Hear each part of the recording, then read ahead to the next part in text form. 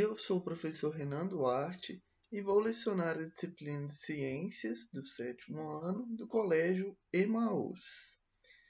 Turma, vamos então finalizar hoje o conteúdo de máquinas simples, tá? Nós vamos falar aí sobre a cunha e o parafuso lá na página 214 e depois passar alguns exercícios. Vamos então para o nosso livro. Bom, estamos aqui na página 214, tá? Falando sobre a cunha. Antes de iniciar, né, o conteúdo, falar um pouquinho mais sobre a cunha, essa máquina aí super simples, é uma máquina simples e bastante eficiente. É importante, pessoal, nós lermos aqui, ó, vou ler com vocês esse texto em pratos limpos, falando sobre acessibilidade, tá? Esse texto fala sobre a questão das pessoas com deficiência, com algum tipo de deficiência física. E para ser possível dar a acessibilidade a essas pessoas, utilizam-se uma máquina simples, super importante, que é o que a gente já falou, que é o plano inclinado. Só foi possível, né, só é possível dar essa assistência, dar essa acessibilidade para essas pessoas graças a essa máquina, né, a esse plano inclinado. Então, eu vou ler com vocês aí o texto da página 214. Segundo o IBGE, o Instituto Brasileiro de Geografia e Estatística, cerca de 15% da população brasileira possui a mobilidade reduzida temporária ou permanente.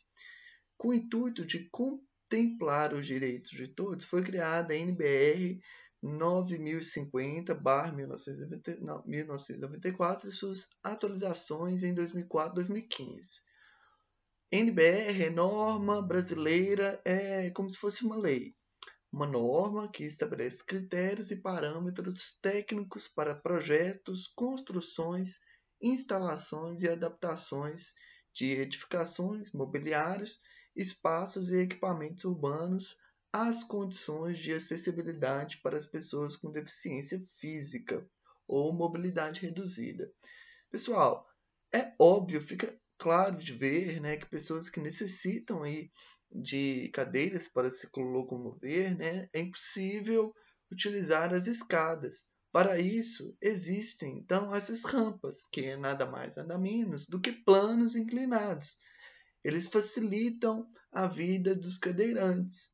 E é óbvio, como a gente viu também, o deslocamento vai estar sempre relacionado também com a altura deste plano, até onde a pessoa quer chegar, né? Então, quanto maior a altura, temos que ter um deslocamento muito maior para a angulação, né, não ficar muito íngreme, ou seja, para o plano inclinado não ficar muito íngreme. É por isso que muitas vezes também as construções possuem esses dois degrauzinhos, tá? Esses dois degrauzinhos de plano inclinado. Porque se eu fosse fazer um plano somente deste nível até a este, ou eu faço ele com a distância muito maior, ou uma distância menor. Porém, com a distância menor, a rampa ia ficar bastante inclinada. É só um raciocínio interessante para a gente ter. Assim, todas as edificações e estabelecimentos tiveram que se adequar aí por causa da norma, né? Com a finalidade de possibilitar a acessibilidade física a todos os cidadãos. Nessa nova realidade, é possível verificar em certos locais que há duas opções para se deslocar de um patamar de um nível para outro. Uma escada mais íngreme, né, que propõe um deslocamento menor, ou uma rampa menos íngreme, inclinada, que propõe um deslocamento maior, porém super importante aí para as pessoas que possuem essa deficiência física, tá? Então, tecnologia, olha só, tecnologia de uma máquina simples. Beleza? Não podemos esquecer isso daí, ó, muito importante. Agora, então, falando sobre a cunha. Pessoal, cunha, na realidade, é uma ferramenta pontiaguda. O que é a cunha? Cunha é isso daqui, ó, tá? As madeiras, essa madeira que está sendo cortada aqui, é o objeto em que está sendo utilizado a cunha. Então, isso daqui é uma madeira também. Aqui é um outro exemplo de cunha, tá? Então, vamos lá. A cunha apresenta uma forma triangular e é utilizada como ferramenta de corte ou como instrumento para criar uma fenda em objetos. A força vertical aplicada na cunha promove forças laterais que criam a fenda, como mostra na figura abaixo. Temos aqui, eles introduz, né, a cunha de forma vertical, gerando aí essas forças laterais, por isso que conseguem rachar a madeira no meio. O machado e o formão são instrumentos baseados no princípio da cunha. Então, isso daqui é um machado. Só que o próprio machado, que é uma cunha utilizada numa madeira. Você pega o machado, é só essa ferramenta aqui, ó, a cabeça dele. É uma cunha, tá? Eles diminuem a área de atrito, tá? Percebam que essa daqui é uma área bem menor do que essa. Através disso, consegue aí exercer as forças laterais, separando aí o material, o objeto que você, a pessoa, está precisando. Uma ferramenta muito importante também e bastante útil. Parafuso. Vamos lá. Parafuso, ele tem um princípio muito próximo da cunha, que é diminuir a área de contato com a superfície ou objeto que você vai utilizar. Quanto menor a área aqui, pessoal, quanto menor a área, maior será a força aplicada sobre o objeto. Por isso que ela é bem afiada aqui. Mesmo princípio também num parafuso. Se a gente pegar, por que o parafuso, na parte mais inferior dele, é menor, uma área menor? Estão percebendo que era uma área menor, bem mais fina? E esse daqui é uma área mais calibrosa, maior? Justamente por isso, à medida que a força será atuada aqui nesse parafuso, fica mais fácil a entrada na parede, no objeto, na madeira. O parafuso pode ser considerado um caso particular de plano inclinado. O parafuso é um eixo cilíndrico com rosca em forma de hélice.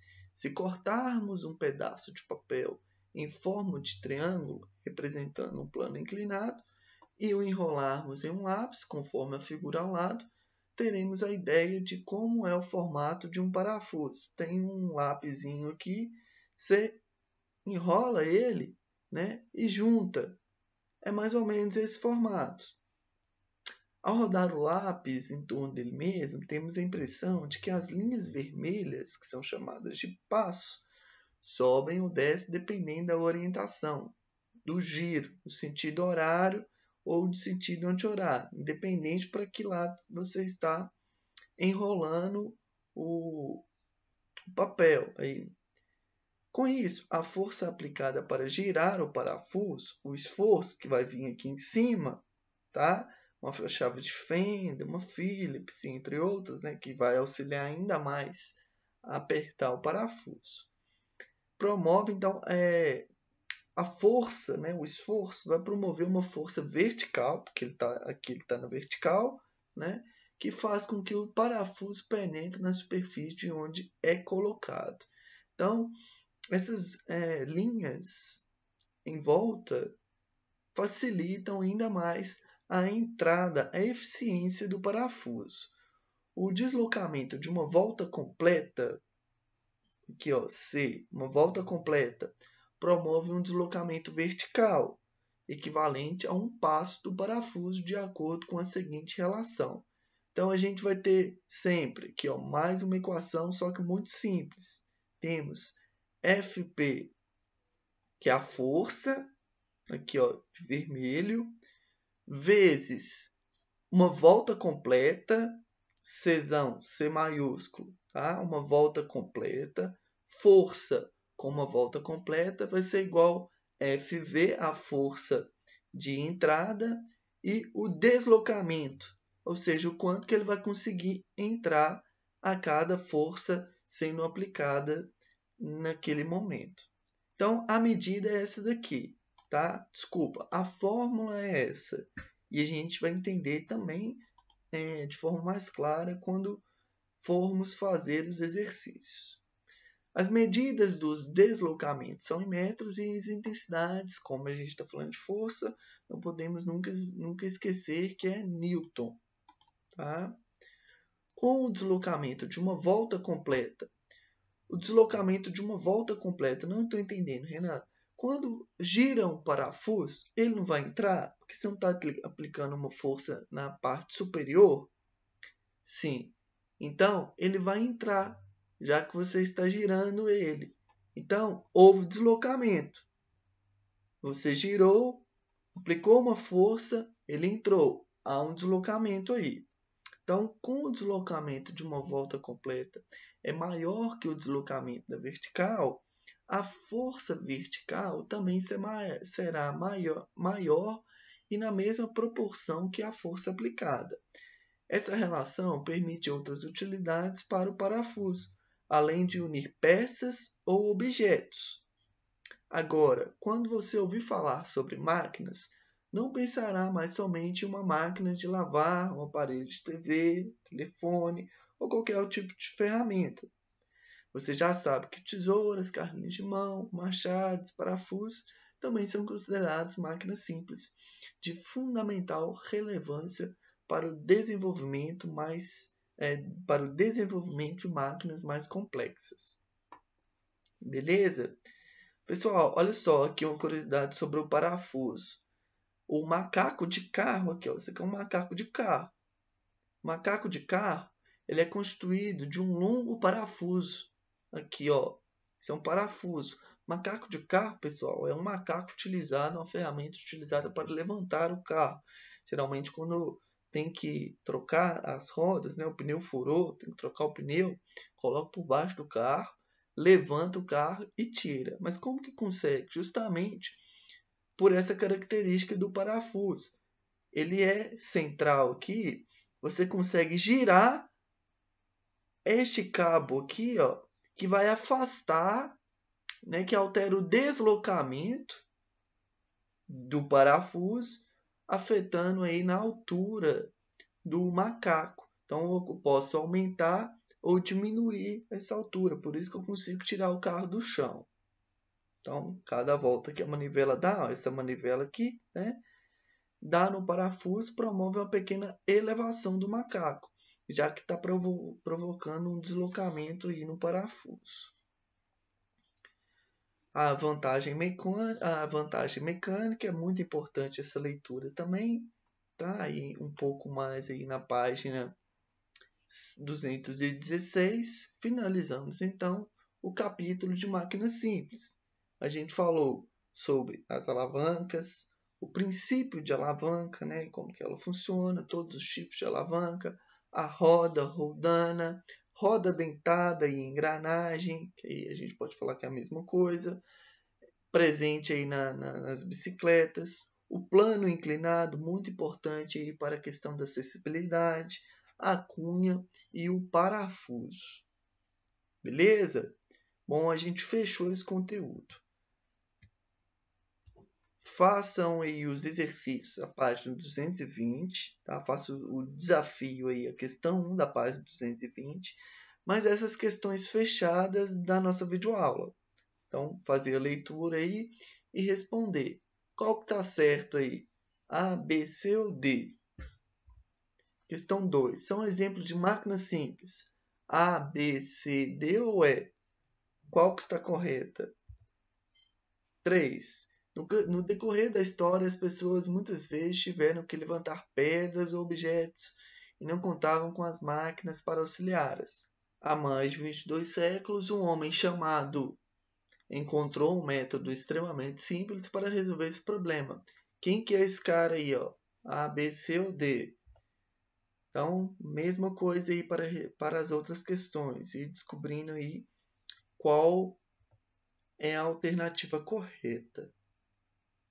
Questão 5, questão 6, questão 7, Questão 8, 9, 10, 11, 12. Pode utilizar a fórmula que está no livro para fazer, tá bom? Não tem muita dificuldade, vocês conseguem fazer aí, é só pensar um pouquinho.